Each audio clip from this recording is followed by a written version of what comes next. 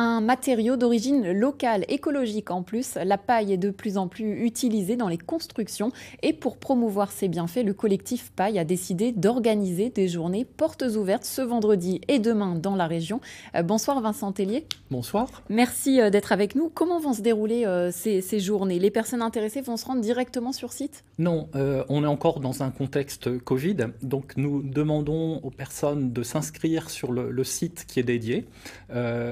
Pour accéder au formulaire d'inscription et au programme, vous saisissez sur votre moteur de recherche CD2E, c'est notre structure, et JPO Paille. L'idée, c'est bien d'aller directement sur site pour voir comment ça se passe. Voilà, donc vous pourrez vous inscrire à partir du milieu d'après-midi, vous contactez directement les professionnels avec le programme que vous trouverez sur le site.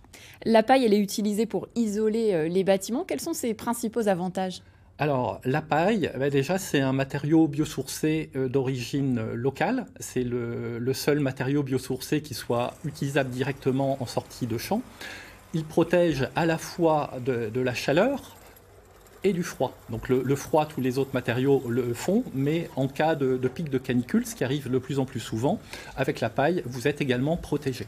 Et pour des budgets chauffage dérisoires, 1 à 2 euros par an et par mètre carré, on a quasiment une maison passive. En fin de vie, la paille peut être recyclée, totalement compostée. Il ne restera que les ficelles, puisqu'on parle de paille en petits ballots, produits par des agriculteurs locaux qui sont formés à cela. Alors, si c'est si efficace, pourquoi est-ce que ça n'est pas encore tant utilisé ?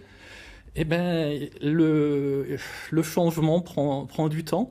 Il y a des idées reçues, la paille, bon, qu'est-ce que c'est que ça?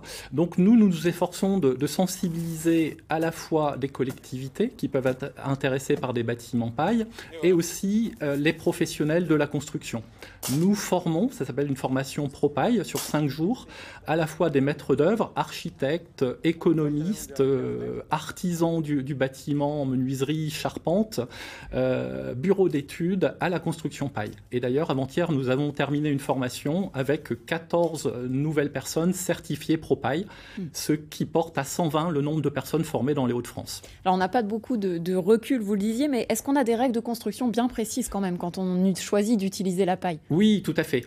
À l'origine, c'était les autoconstructeurs qui faisaient à leur façon, avec des choses positives et négatives. De ces enseignements, on a tiré les règles professionnelles de la construction paille, qui, depuis une petite dizaine d'années, sécurisent totalement la construction paille. Voilà. Et ça coûte plus cher?